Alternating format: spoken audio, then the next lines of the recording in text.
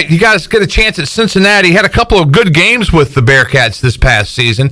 What are you looking for as far as this first round matchup? Well, they've obviously got good, but the kid Mike Adams Woods really hurt us, especially the second game. Played really well against us. DeJulius is an all league caliber player, and they've got good balance. That Jeremiah Davenport has had a really good year, sophomore from up in Cincinnati. So very balanced. They've struggled a little bit lately. Had a little bit of a rough stretch. Had a lot of road games, but very, very tough team. When you look at the games against East Carolina this year for Cincinnati, January 12th, Pirates fell 79-71. Vance Jackson, and he had two really good games against the Bearcats, but in that first matchup, you guys trailed by 20 at halftime, and you cut that lead down to 5. Almost came all the way back, didn't you?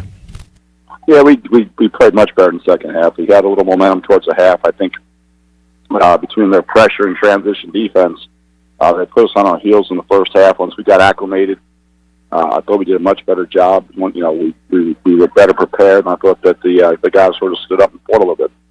When you see a guy like Vance Jackson have a night like that, what are you thinking? Well, I think the big thing is, a lot of these deals are matchups. Any sport, and I think he's got a decent matchup against a couple of these guys. Now we have some trouble on the defensive end because they do play big. Koval and those guys are big-bodied guys, and Odio Ogama is at 6'10", 6'11". He plays the 4 or something. But I think being able to move Vance around, use him in the post against some smaller post guys, and move him out on the perimeter against some bigger post guys, it's just been it's been a matchup for him. And then you guys come back and at home on January 30th fall 60-59. And I remember it very well when we talked about it on the coaches show. That last play, you get the stop, and then DeJulius gets the offensive rebound, the stick back with 3 seconds left, and you were explaining a rotational rebound. Explain that to everybody. Well, the problem really started up top. One of the freshman guards got on the wrong side of DeJulius. DeJulius got on the side, and then when he went to get back in the play, instead of get on DeJulius' left shoulder, he got on the play shoulder. We were forced to help with the big guy, and because we were still caught on the wrong side of him, when the ball was shot, it kicked to the other side, and our guy, if he was in the right position, would have been on his left side, and instead he was on his right side, so when the ball kicked off, he was behind, and DeJulius was able to go get it. Now that being said, Tristan Newton just missed hitting it. Tristan almost tipped it out. Just missed it and almost got it and almost blocked it from behind. But those are things that at the end of the game, you can't get caught on the wrong side of guys, and you got to get back into play and make a block out. And DeJulius made a really good play pursuing the ball and then put it in, unfortunately. And Vance Jackson in that game had 25 points and 10 rebounds. So you got to think as you head down to Fort Worth, that Vance Jackson's kind of he's kind of fired up because he's had 2 really good games against the Bearcats. Yeah, you would think so, but you're also my guess is Wes Miller knows what he's doing too, and he's going to say, I might want to try to guard this guy a little bit better. So they'll have a couple different wrinkles. We'll have to have a couple different things to counter it with. So there'll be some pieces moving that we'll have to figure out as well as they do. Been a lot of talk in college basketball, Coach, about the handshake lines of late, and I don't know if you had a chance to see it, but the Duke-Carolina game, some of the Duke assistants kind of blew off Hubert Davis, and there's been a big stink about that. Do you like the handshake lines? And the second part of the question is it traditional for the visiting team to come down and shake hands with the home team before the game, or is it vice versa? Because I think I've seen you go down and shake hands with the guys from the visiting team a lot of times. Which is traditional there? I just thought if you were out there first, they came and saw you, and if they were out there first when you came out, you walked down there to them. That's the way I've always learned it. But we talk about teaching character, and you talk about teaching sportsmanship, and then everybody makes a big deal, which unfortunately does happen, a big deal about what happens in the handshake lines. But if you look at the percentage of games that things don't happen, my guess is it's less than 1% of the games there's an incident, which is a very small number. Obviously you don't want anything to happen. When you look at the grand scheme of things, what are you teaching these kids? You teach them how to act, you teach them how to be sports, be mature. So I don't think that a dust-up should call. You see it happens. Whenever it happens, it makes the Sports Center for about 10 minutes, and about 2 days later, everybody forgets about it. But and it says something that you know when you play your heart out the whole game, nobody wants to lose. I mean, nobody goes on that court, to lose that basketball game. But when you do lose, it takes a man to look somebody in the eye and say, "Hey, nice game. You played really well. You beat us this night." It's just there's just something missing from the fabric of our society when we say, "Hey, let's just don't go through the lines anymore," because I mean that's part of the game. Well, Brian, I mean, you watch boxing or you watch UFC, and these guys beat each other's brains out for 20 minutes, and then they hug for 5 minutes after the fighting. I mean, it's not like I think when they're at the end of the fight, they hug each other, give each other, show respect for each other. I mean, that's a little bit more physical, a little bit more violent than maybe a guy hits you within a legal screen. You get kicked in the head at least. Pirates in Cincinnati coming up. Talk about the health of your ball club. Is everybody available now? I know you've had some little nagging issues. Well, I mean, the JJ was unable to play in the second half of the game. He was sick. He got sick Friday night. He tried to play on Saturday. Played a couple minutes, and then did not feel well, and they had to send him to the locker room. And he was able to come back out in the second half, and was not feeling well yesterday. Hopefully, we'll give him another day and try to. Hopefully it's just some food poisoning or something. Hopefully we'll get him back out there, sometime tomorrow. Alexis is, a day-to-day deal. We'll see how he's feeling. And everybody else is bumped and bruised like everybody is this time of the year. So those other things just aren't anything, peculiar. Pirates in Cincinnati, 1 o'clock tip on Thursday. Talk about Dickies Arena a little bit in Fort Worth. What's it like playing there? It's a good facility. I mean, they've got almost brand new. They play a game or two in there during the off season, during the preseason. I do think they have a lot of events. I think concerts, great LED boards. I think they have some rodeo stuff out there. Obviously, that's a big rodeo area. They've got a lot of stockyards right out behind it. So it's very, very brand new and a really good atmosphere for the AAC. All right, what's it going to take to beat Cincinnati in that first game, Coach? Well, we've got to rebound the ball and get back in transition. I think, we had problems the last game. Mike Adams-Woods really hurt us. We didn't do a great job of paying attention to scouting report. He's left-handed. He got on his left hand 3 times in the first half. And, I think the second part of it is we got to get back in transition. That's one of the sneaky things about them. They are a very good transition offense. All right, Thursday, 1 o'clock, Cincinnati and East Carolina. Being in that 8-9 game puts you against the top seed in the second game. And I'm not even going to ask you about Houston, but really, when you look at the challenge of a tournament, you've played in enough tournaments to know that every year we see a team that gets hot and pulls off a stunning upset, runs the table through there. And this East Carolina team, I mean, you've got the parts to maybe put something like that together, don't you?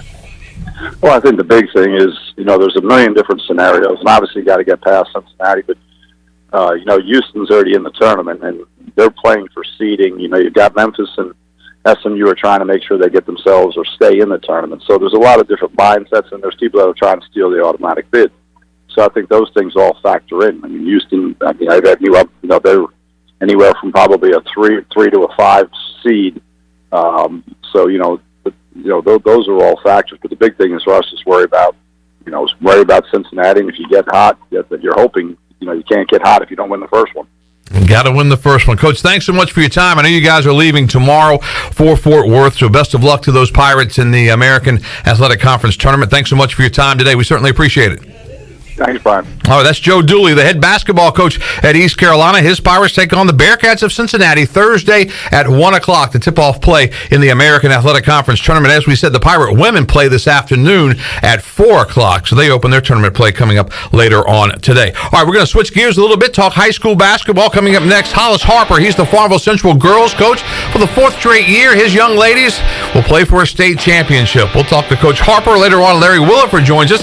His boys are going after a 4th straight state title, and then Curt Kraft after that. All right, back with more of the Brian Bailey Show on a busy Monday after this. Hey Pirate fans, this is Coach Joe Dooley. The physicians at Orthopedics East and Sports Medicine Center have been caring for all athletes at East Carolina for more than 35 years. Whether it's treatment for your sports injury or it's time for a joint replacement, Orthopedics East provides the latest in operative and non-operative orthopedic care, physical therapy, and diagnostic testing. For experience and professional services, call the folks at Orthopedics East at 252-757-2663 or visit them online at orthoeast.com. Go Pirates! University PC Care has been busier than ever repairing personal PC and Mac computers and iPhones during this pandemic, and we thank you for your support. Now, with everyone streaming and doing work from school and home, you may have discovered that your home Wi-Fi just isn't cutting it. It may be time to upgrade your home network, and University PC Care can help. To make a network assessment appointment and discover upgrade options that fit your home, go to talktowilliam.com or learn more at universitypccare.com. It's bow time. Ever taste something so good you just get hooked? Like the Bojangler, the only fish sandwich splashed with Bo's famous seasoning. So we're having a fish fry, Bojangle style, spicing up premium fish fillets with the good stuff and slathering them with melty cheese and tangy tartar sauce to hook your taste buds with just one bite. Reel in a Bojangler today, only at Bojangles, and it's bow time. There's no better time to drive away with a quality pre-owned car, truck, or SUV from Greenville Auto World. Greenville Auto World is your authorized rough country dealer. We specialize in lift and leveling kits along with custom wheel packages. Whether you're looking for ground clearance or enhancing the appearance of your vehicle, trust our team for your off-road experience. Greenville Auto World, 3840 South Charles Boulevard across from Hardee's at Bell's Fork, or online at greenvilleautoworld.net. The Rick House is Eastern North Carolina's premier American-style restaurant and bourbon bar. Join us at the Rick House for mouth-watering steaks and made-from-scratch pastas. Check out the 16-ounce cowboy steak or the seafood delight pasta. Join us for our legendary brunch on Sundays from 10 to 2. The Rick House can feed your larger crowds with off-site catering and room for 125 in our adjacent banquet hall. The Rick House, American Provisions and Spirits, 710 Red Banks Road beside the bowling alley in Greenville. At US Cellular, we know you have a choice of wireless carriers. And while the other guys may limit your choice of free phones, at US Cellular, you can choose any phone from any brand for free. Plus, get unlimited data for just $30 a month with 4 lines. US Cellular, America's locally grown wireless. Terms apply. See uscellular.com for details. Now that life is returning to normal, we have found a lot of good things that came from the pandemic. One of them is not having to go to the wireless store anymore. The Cellular Warehouse team has been in the business of delivering phones to your home and office for 20 years. People found out about our free delivery service and love the ease of getting a new phone, tablet, or hotspot. Call Toby Williams today at 252-799-7051 so you can start experiencing the joy of never going to a wireless store again. Cellular Warehouse, your local U.S. Cellular authorized agent. Woo! Papa John's just took their fresh, never frozen dough and hand stretched it New York style. So you can fold it or not. Hang on, I know, I fold it. Get a New York style pizza from Papa John's. Hey, Pirate fans, the new Papa John's New York style pizza is a MVP move for game day or any day. Place your order online at papajohns.com and sign up for Papa Rewards. Papa John's, the official pizza of the ECU Pirates. Hi, this is Phil Steele of Phil Steele's College Football Preview Magazine, and you're listening to Pirate Radio, the voice of Pirate Nation. You're listening to The Brian Bailey Show, powered by Greenville Utilities. Community owned, community powered. Now, back to the show. All right, welcome back on this busy Monday, talking more basketball now. Let's talk Farmville Central basketball because the Jaguars know how to play some basketball, both the ladies and the men, most certainly. Let's go talk about the girls first. Farmville Central's Lady Jaguars knocked off St. Paul 75-36 on Saturday, and they head to their 4th straight state championship matchup. They will play Salisbury. Salisbury is 27-1 on the season, and they will tip that baby off at 12 noon at the Dean Dome coming up Saturday afternoon. And Hollis Harper, their fine coach, joins us. Coach Harper, first of all, congratulations. Another regional championship for your ladies, right? Yes, sir. Thank you a lot. When you look at this team that you have this year, obviously led by Amaya Joyner, but did you expect it to go back to the state championship when you guys started, back in, I guess, November? No, sir. We just patched up a whole lot of pieces and whatnot, came together as a group, and we worked hard to get back to where we are now. Amaya finished with 30 points, 11 rebounds, and 4 blocks in the win over St. Paul's. She's going to be a Pirate, which is good news for women's basketball fans at East Carolina. Talk about her game a little bit. How good can she be? Oh, she can be real good. She can play on the offensive end and defensive end. she just settle down and play her game, we'll be fine. You have a girl that probably 6'5", that can average almost 10 to 15 points a game, and then on the offensive end, on the defensive end, can block shots. She's a very good player. And then you look at another young lady on your team, Jordan McDaniel. She had 19 points, 14 rebounds, and 5 assists in the win over St. Paul's. She's an outstanding player as well. Yes, sir. She's have an all-around game, too. And both of them together makes our team, very, very unique with all the pieces that we have. And them two play together, and all the other pieces that play together will be a great team this year. Farmville Central at 27-4, taking on Salisbury at 27-1. Salisbury beat Shelby by a single point, 45-44 for the girls' West Regional Final. What do you know about Salisbury, Coach? No, sir, I don't know nothing about them. I just know about the record. I've seen them. They have a good guard play. I really don't know too much about them. Will you get tape beforehand, though, at some point this week? Yes, sir. Yeah. Tape on. Get a chance to look at. How much practicing do you guys do, in preparing? Because obviously you've practiced and practiced and practiced, and you get a little time off this week, with the entire week since the regional finals. But how much practicing do you do this week? We'll practice 4 days this week. We'll practice hard. We'll practice Tuesday, Wednesday, and Thursday. Shoot around on Friday and get ready for the game Saturday. What do you think it's going to be like for the ladies when they walk into the Smith Center on Saturday? I'll be honest with you. They should be used to it. We done been there 3 times in a row to the state championship or going to the Dean Smith Center. It's a great place to go to, but we should be prepared to be ready to go. Do they tell you, in those other 3 trips that the depth, you hear a lot about that when you haven't played in a big arena like that when you're shooting, that the depth perception can be off a little bit. Did the girls say anything like that? Yes, sir. It's always like that. When you're playing in a big college, you're shooting around different from high schools. It's a little different. So we're going to have to come around and try to do some practice and shoot around a little more. When you played St. Paul's this past week, you got off to a good start, but man, you blitzed them in the third quarter, outscoring them by 20 at 29-9. At what point on Saturday did you say, and maybe it was early because you led 16-5 after the first quarter, but did you know that, hey, this is going to be a good day for the Jaguars?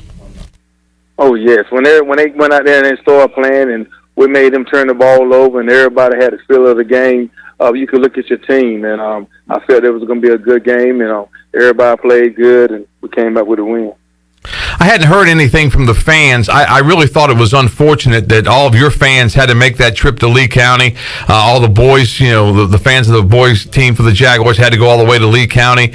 I think the North Carolina High School League missed a boat on how they did that. But you guys had a big crowd. I mean, people didn't seem to mind, did they?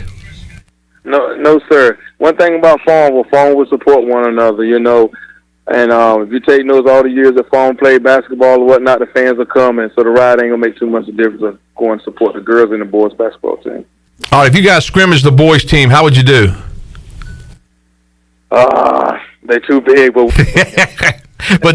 but your girls would battle them, wouldn't they? Yes, sir, they'll battle.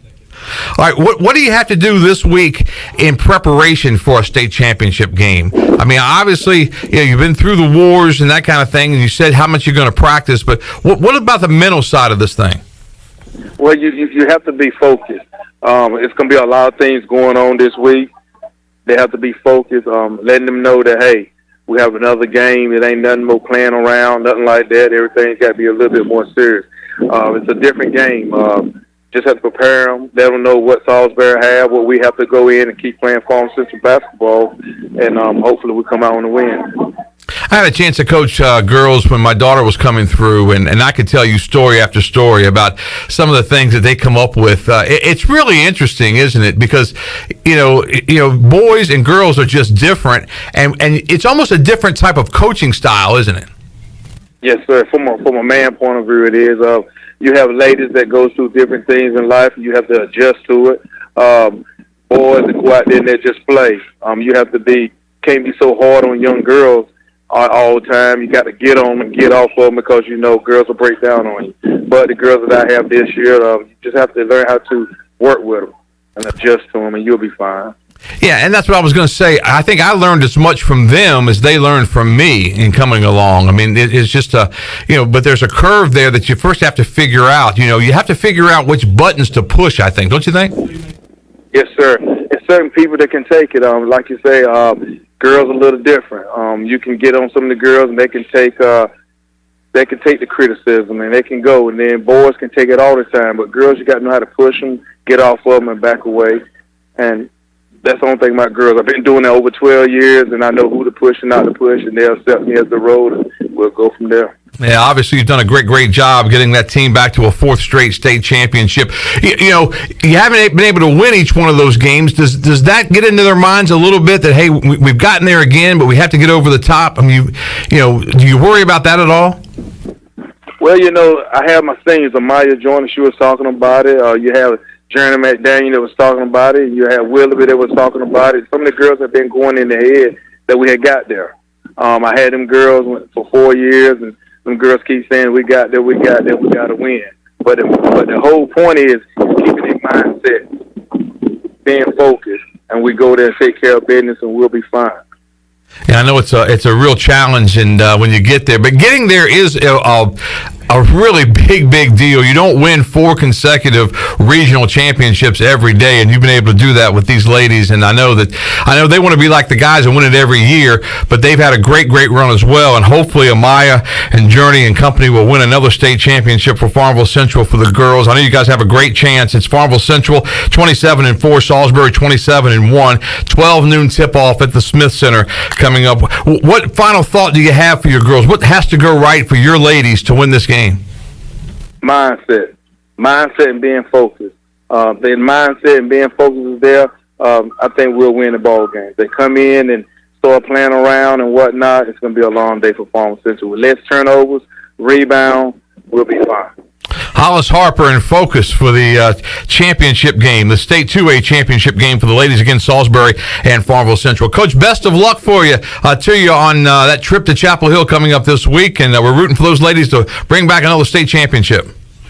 Yes, sir. I thank y'all, too. All right, Hollis Harper, the Farmville Central girls basketball coach. We'll take another commercial break. Coming up next, Larry Williford joins us. He's the boys basketball coach at Farmville Central. He's had another great year, and he's got his fellas ready to go for a 4th straight State 2A championship. Man, that's a Hall of Fame type deal. Back with Coach Williford after this.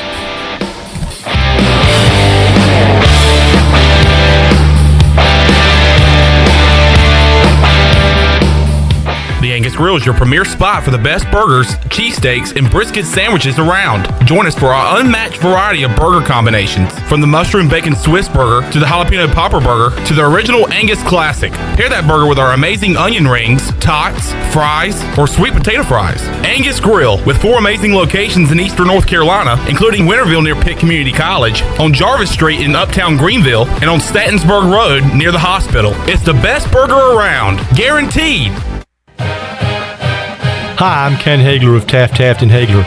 We're proud to be sponsors of the Brian Bailey Show and the Pirate Nation on Pirate Radio, the voice of the Pirate Nation. If you've been injured on the job or due to someone else's negligence in an automobile collision, call us at 752-2000 for a free consultation with experienced professionals who care. Go Pirates!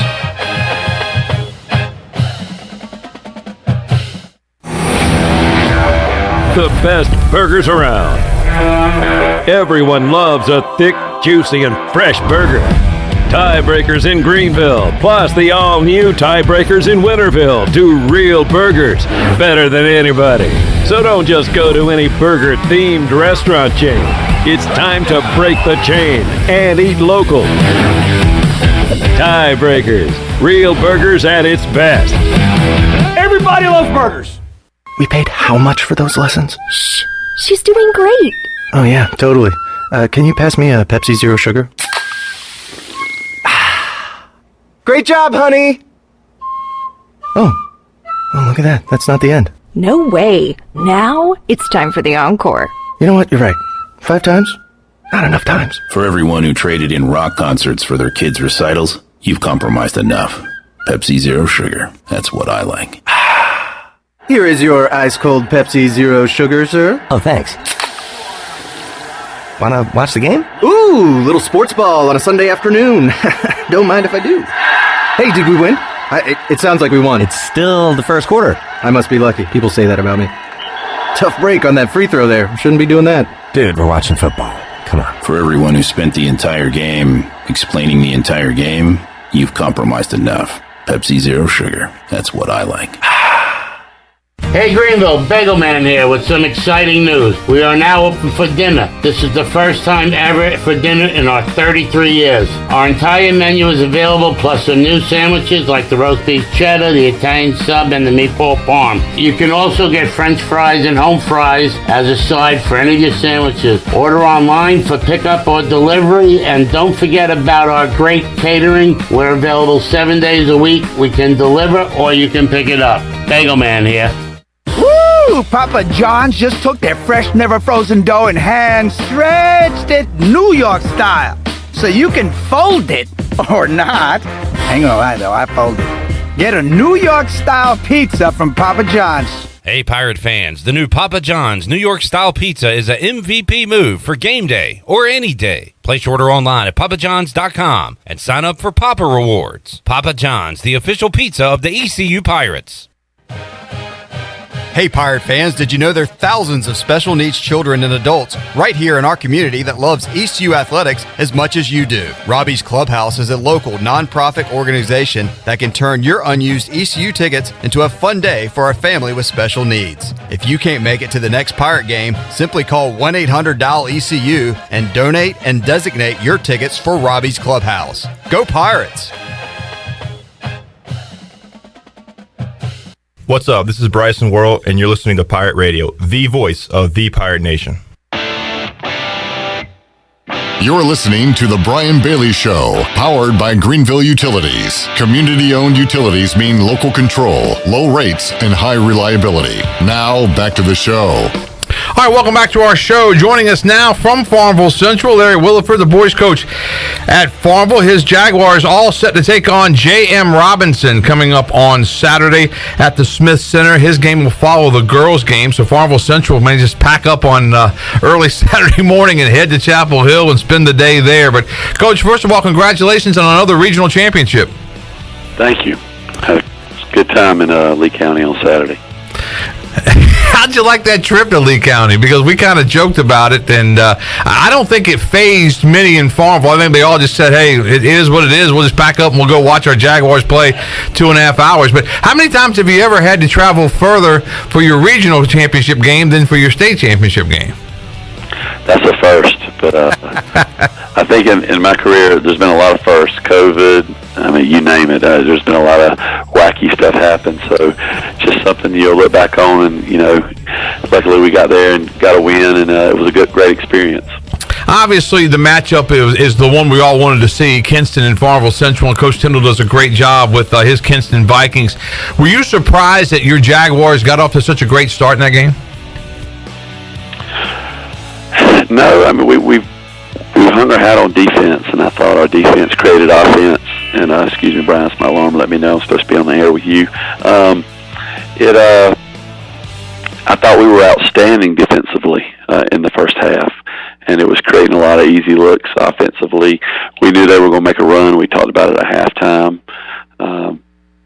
They're well coached, and you saw an elite basketball player, put them on their back with Jeremy, what he did, scoring 16 in the fourth quarter. That's why he's going to go to college and get his schooling paid for. When you look at the start of that game, you guys jump out in front 20-8, and then you dominated the second quarter as well. That's got to be tough for a coach when you go into the halftime with such a big lead. As you said, we told them they're going to make a run, but it's easier said than done, isn't it? Yeah, I mean, I told the guys, I said, look, Coach Tyndall's in there challenging their manhood right now to step up. And the first 3 minutes are going to be very important. And I thought we came out, I think we got it as high as 25, and then they started chipping away at it. And but I just didn't think there was enough time on the clock for them to come back. They got it to 12 or 14. I think one time they got it to 9, but we were able to score immediately. The biggest thing is not to hit the panic button and try to change anything you've been doing throughout, and just try to continue to be the team that we've been through the whole season. Talk about Josh Short a little bit. Obviously, he battled some injuries this year. He's an outstanding player, scored 26 points in the win over Kinston. What schools are looking at Ja? You know, his recruitment is everywhere. You know, St. John's was in, you know, earlier this season to see him. You know, we've heard from SEC schools. You know, East Carolina, obviously, Joe calls. You know, we talk frequently. He's going to have a big summer on the AAU circuit. Last year with COVID, he plays with an Adidas-based team, so on their platform. And one of their big tournaments they were getting ready to leave to, someone got COVID, and they had to shut the whole AAU team down for that tournament. There was two really big ones that would have been big for him, where all the coaches would have been at. So going in this year with the buzz he's got around him, and you know the type of season he's had coming back from the injury, you know, I think it'll be a big summer for him. When you describe what kind of player he is, how do you describe him? Long, athletic. You know, he's definitely great in transition, but he's also developed a pull-up jump shot, which has been, you know, something that he needs to add to his arsenal. And I thought there was a couple games that teams have been playing him to go downhill, and he was able to pull up and hit those jumpers. But he's also a very good basketball player as far as his IQ and knowing who to pass the ball. He's not a selfish basketball player, and he's very good on the defensive end. Speaking of tall and athletic, Terquavion Smith obviously led you guys to 3 of those state championships. He's not with you this year, and you're still going back to a state championship. But a big day for Terquavion. I don't know if you've seen this or not, but he was named honorable mention All-ACC. I thought he might make the 3rd team because he had such a great season, but there's some great players in the ACC, obviously. He was 3rd in the, this is weird, 3rd in the ACC Freshman of the Year balloting. Paulo Banquero finished 1st. Blake Wesley from Notre Dame was 2nd. Terquavion finished 3rd in that balloting. But then in the all-newcomer team for the ACC, the all-rookie team, Banquero finished 1st. Terquavion finished 2nd with 73 votes. Banquero had 77. Blake Wesley was 3rd. A.J. Griffin made that squad, as did Trevor Keels, both those players from Duke. So you got to be very proud of Terquavion. He's had a heck of a year. The Wolfpack has really struggled, but Terquavion has been their bright spot. No doubt. He's doing the same things at NC State that he did here at Farmville Central. And, you know, people, I think early on, they looked at his frame, and then they didn't know if he would be able to continue to do those things. But Terquavion has always been the ultimate competitor. When you put score and there's a winner or loser in anything you do in practice or a game, he wants to win. And everyone talks about being like that, but it's hard to be like that. But he's like that all the time. And I think he's definitely proved his self-worth at that next level. And you know, if he continues doing great things, you'll probably see him getting paid a lot of money to play basketball. North Carolina State obviously opens up in the ACC basketball tournament coming up tomorrow. NC State is in one of those early games. They've got a long run to make if they're going to make it to the NCAAs, which is unfortunate because Terquavion's had such a great year. How long do you think he'll stay at State, Coach? I think, obviously there's some buzz about, you know, the NBA mock drafts, and his name's getting brought up a lot because he can shoot the basketball from an extended range, and I think he showed that this year, whereas here he didn't have to take so many long jump shots because he could get in the lane at will. I believe, you know, could he get drafted in the 1st round this year? Yes. I believe a year from now you might be talking a top 10 pick because he's really done a great job in the weight room since he's been at NC State. Initially, I thought that might be you know, if there's ever an issue your freshman year, getting used to the weight room, and because it changes so much for a high school player to when he gets to college, and that's one area that I told him it was going to be the most important area for him, and he's got along great with the strength coach. They got a great relationship, and they've done a great job. I think he's added 14, 15 pounds. You know, if he can do something similar to that, this transition from this year to next year, I think his draft status is going to be very, very high. Yeah, the future is very bright for Terquavion. And congratulations to Terquavion for all the honors from the ACC from today as they get set for their tournament week. J.M. Robinson next up with this Farmville Central bunch. What do you know about Robinson, Coach? You know, strong, athletic team. Got a big guy in the middle. about 6'6", about 240. He's a load. Really good point guard. It controls the tempo. He's a great defensive presence on the court. And anytime you get to this stage in the season, the other team is going to be really good. I can't say enough good things about them. They're well coached. They've played a quality non-conference schedule. They've ran through their league like a hot knife through butter. I think they've only had maybe one scare in the playoffs, and that was against Monroe. We've got our work cut out for us on Saturday.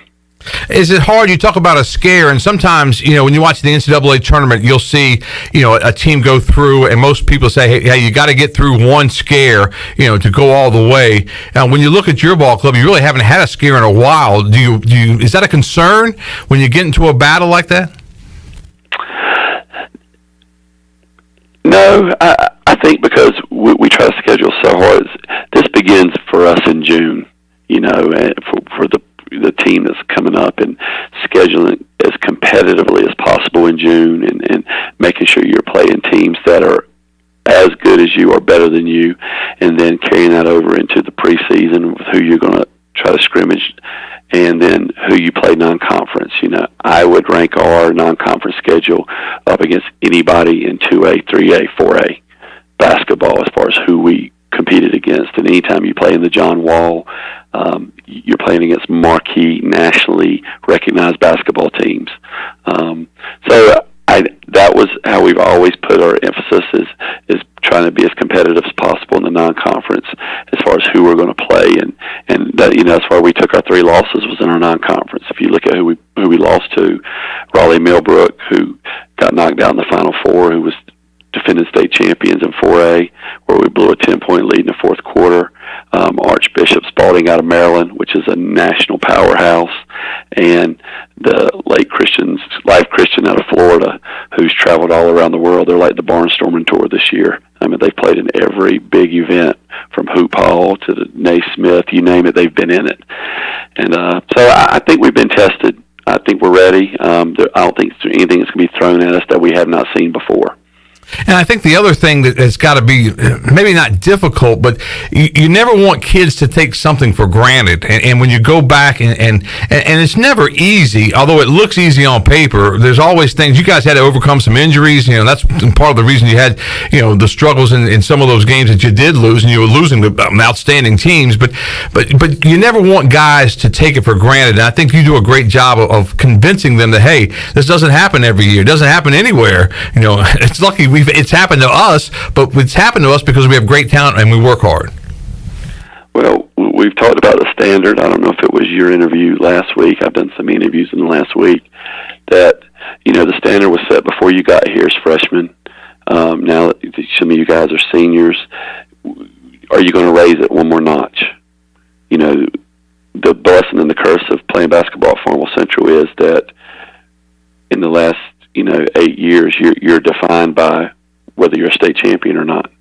And so we talked a lot about what the standard is and upholding the standard, and you're playing for a lot of people, but you're also playing for your pride. Every year there's someone out there chirping that we're not going to get back because of who we lost. And I think these guys take it personal. They have a lot to prove, and especially our senior guy, he's on a mission, Derek Cox. Just he's playing his best basketball, broke his nose middle of the year, had to sit out, played with it, then decided to have surgery when we knew he wouldn't have to be out that long, and had to play in a mask, and never one time has complained about being in a mask. He's just played his butt off out there. I had a chance to ask Coach Dooley this early in the show, Coach, so I'll run this by you before we let you go. But, this weekend with the Duke-Carolina game, the coaches didn't shake hands at one point, and the Duke assistants kind of blew off Hubert Davis. And there's been a talk about, Seth Greenberg comes out and says he agrees with Coach Vitale that we shouldn't have handshake lines. I just think that the handshake lines are almost as important a lesson in life as anything you do in sports. What are your thoughts on that? Definitely shake hands. Yeah. At the end of the day, it's the integrity of the game. You're there to compete, but I think we talked last time about, we got to be better as a society, of what we're teaching our young folk and how to handle situations and adversity, and sometimes things don't go your way, but you got to get up and dust your shoulders off, and you got to shake the other team's hand, and that's just the way it goes. And no, I'm all for continuing to shake hands, and we will continue at Farmville Central. There you go. Good stuff there. All right, final thought, Coach. What do you guys have to do to beat J.M. Robinson and bring back that 4th straight state championship? Continue to be who we've been. I think we've been a very consistent basketball team where we've got scoring from a lot of different areas. Continue to be a great defensive team where we're turning guys over and creating easy offense.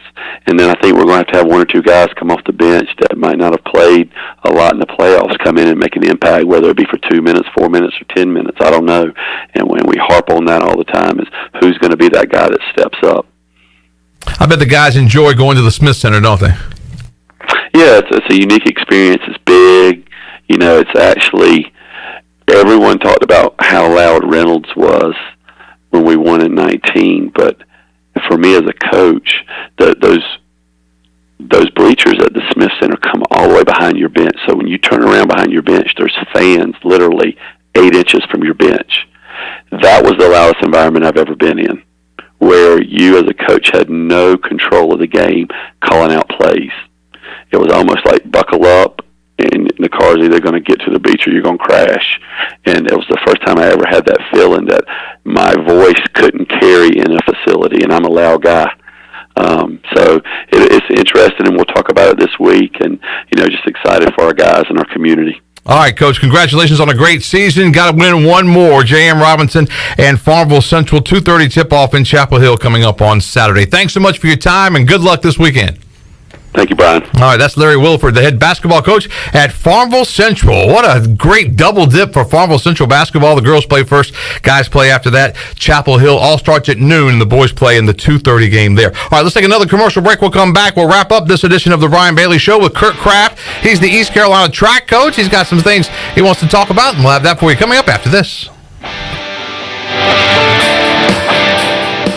The Angus Grill is your premier spot for the best burgers, cheesesteaks, and brisket sandwiches around. Join us for our unmatched variety of burger combinations, from the mushroom bacon Swiss burger to the jalapeno popper burger to the original Angus classic. Pair that burger with our amazing onion rings, tots, fries, or sweet potato fries. Angus Grill, with 4 amazing locations in eastern North Carolina, including Winterville near Pitt Community College, on Jarvis Street in uptown Greenville, and on Statensburg Road near the hospital. It's the best burger around, guaranteed.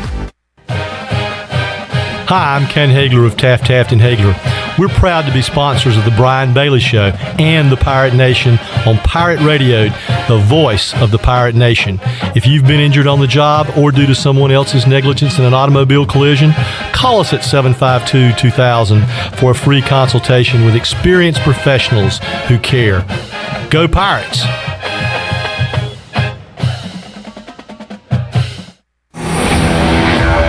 The best burgers around. Everyone loves a thick, juicy, and fresh burger. Tiebreakers in Greenville, plus the all-new Tiebreakers in Winterville, do real burgers better than anybody. So don't just go to any burger-themed restaurant chain. It's time to break the chain and eat local. Tiebreakers, real burgers at its best. Everybody loves burgers. We paid how much for those lessons? Shh. She's doing great. Oh, yeah, totally. Can you pass me a Pepsi Zero Sugar? Great job, honey! Oh, look at that. That's not the end. No way. Now it's time for the encore. You know what? You're right. 5 times? Not enough times. For everyone who traded in rock concerts for their kids' recitals, you've compromised enough. Pepsi Zero Sugar. That's what I like. Here is your ice-cold Pepsi Zero Sugar, sir. Oh, thanks. Wanna watch the game? Ooh, little sports ball on a Sunday afternoon. Don't mind if I do. Hey, did we win? It sounds like we won. It's still the first quarter. I must be lucky. People say that about me. Tough break on that free throw there. Shouldn't be doing that. Dude, we're watching football. Come on. For everyone who spent the entire game explaining the entire game, you've compromised enough. Pepsi Zero Sugar. That's what I like. Hey Greenville, Bagel Man here with some exciting news. We are now open for dinner. This is the first time ever for dinner in our 33 years. Our entire menu is available, plus some new sandwiches like the roast beef cheddar, the Italian sub, and the meatball parm. You can also get French fries and home fries as a side for any of your sandwiches. Order online for pickup or delivery, and don't forget about our great catering. We're available 7 days a week. We can deliver or you can pick it up. Bagel Man here. Woo! Papa John's just took their fresh, never frozen dough and hand stretched it New York style. So you can fold it or not. Hang on, I fold it. Get a New York style pizza from Papa John's. Hey, Pirate fans, the new Papa John's New York Style Pizza is a MVP move for game day or any day. Place your order online at papajohns.com and sign up for Papa Rewards. Papa John's, the official pizza of the ECU Pirates.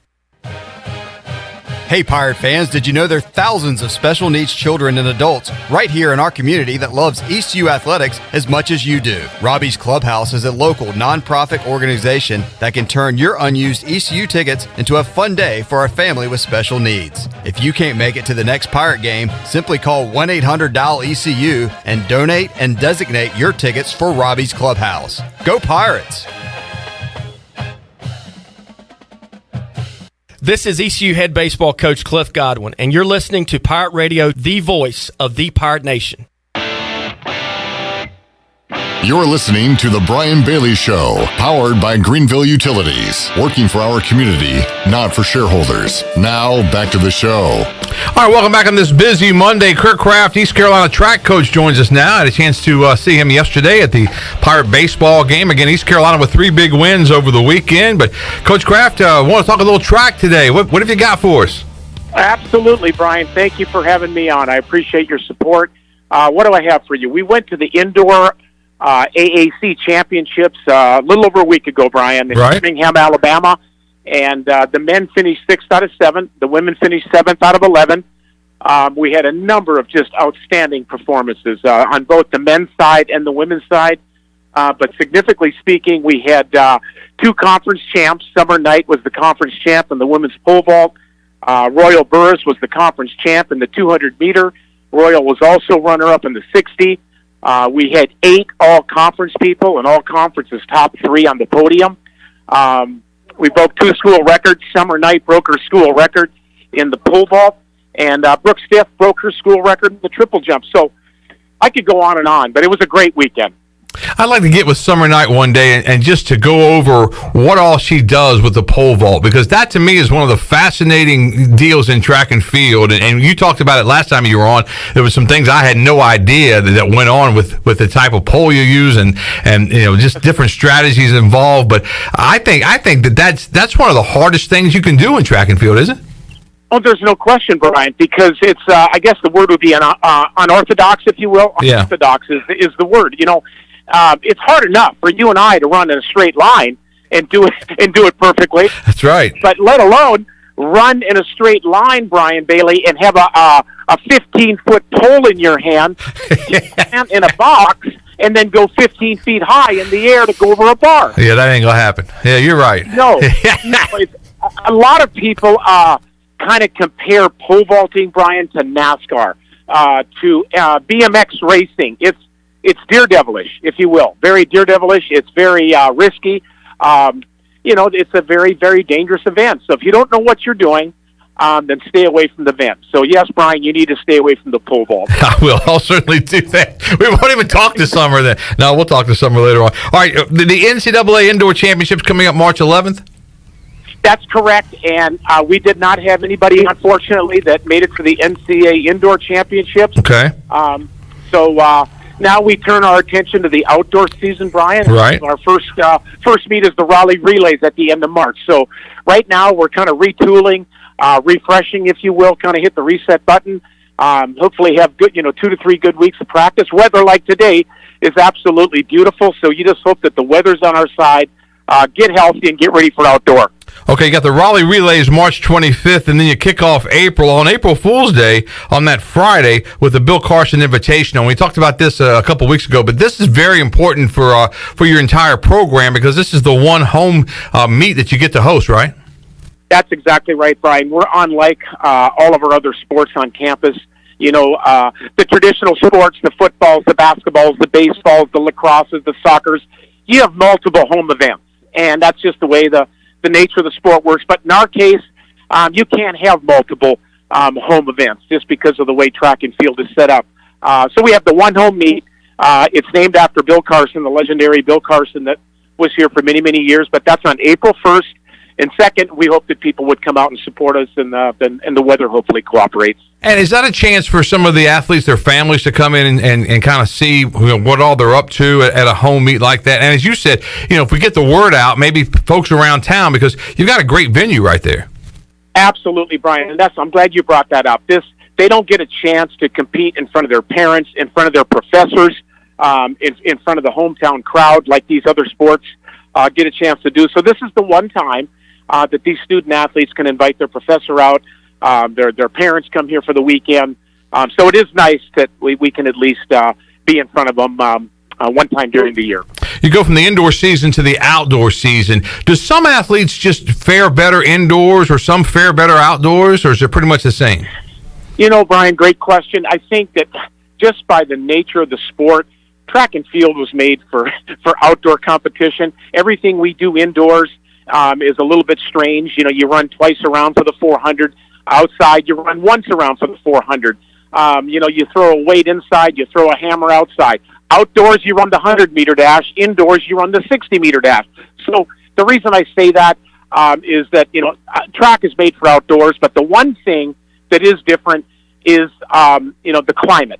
There's no wind indoors. There's no snow indoors. There's no rain indoors. So the one variable that's consistent indoors is the weather. And the weather can raise all kinds of heck, as you know, with outdoor sports. So that is the one variable that is challenging for outdoor track and field. And obviously, the entire season builds up to the American Athletic Conference Championships in Houston, Texas. And when you think about the American and track, Houston's right up there, right? Absolutely, Brian. It's no different than any other sport that we compete against Houston in. I don't care if it's men's basketball. As you know, they're one of the top-ranked teams in the country. Their football team is always right up there. Their baseball team is good. So anytime you're talking about the Houston Cougars, and that's one of the reasons, obviously, they're going on to the Big 12. Very, very competitive. And in track and field, they are one of the dominant teams in our league, if not the country, on the men's side especially. All right, wrapping things up with Curt Kraft. Coach, what do you want to see out of some of your athletes as you move forward into April and to May and the American Athletic Conference Championships? Yep, you just want to build on it. You want to build on success. You want to build on momentum. You want to build on energy. So we're all about, you get one chance for the next 5-6 weeks, one opportunity over the weekend. So you have to make sure that you're physically and you're mentally ready to run. So you're just hoping that from one week to the next, the hope is that people continue to get better, people continue to improve. But here's the key. You got to stay healthy. If you're not healthy, everything goes out the door. Sounds good. Curt Kraft, the track coach at East Carolina. Thanks so much for joining us, Coach. Maybe we can get you on again later on this spring. Absolutely. I appreciate you, Brian. I'm always here for you. There you go. Coach Curt Kraft from East Carolina. He's the track coach as we get set to wrap up this edition of the Brian Bailey Show. Man, it's a great time of the year because there's something going on just about every day. The Pirate ladies play in the tournament, in the American Athletic Conference basketball tournament down at Dickies Arena in Fort Worth, and they play today in a 4 o'clock matchup. So they play at 4 today. Joe Dooley and his men, they play coming up on Thursday in a 1 o'clock tip-off. Pirate men are a 9 seed taking on Cincinnati as the 8th seed. I want to thank Coach Dooley for joining us today on our show to get us ready for that. Also want to thank Hollis Harper and Larry Williford. Coach Harper, the girls coach at Farmville Central. His ladies take on Salisbury at 27-1, and they'll play that game at 12 noon on Saturday at the Smith Center. Larry Williford's bunch, they will play J.M. Robinson at 2:30. So it's a double dip of Farmville Central basketball at the Smith Center coming up with state championships on the line in 2 different games on Saturday afternoon. And also want to thank Curt Kraft, the head track coach at East Carolina, for joining us on a busy Monday. I got papers all over the place. You think I did some research on this deal or something? Thanks so much for listening. We certainly appreciate getting your sports week off to a great start, and we'll see you back here next week on The Brian Bailey Show. This has been The Brian Bailey Show, powered by Greenville Utilities, and also brought to you by Angus Grill, Bostic Sugg Furniture, Bojangles, East Coast Grading, Papa John's, The Gavigan Agency, Pepsi, Seared Chop House, Taft and Hagler, Tiebreakers, and Greenville Auto World. Join us next week for another edition of The Brian Bailey Show, right here on Pirate Radio. This is Pirate Radio, WGHB Farmville, 1250 at 92.7 FM Greenville, WDLX Washington, 9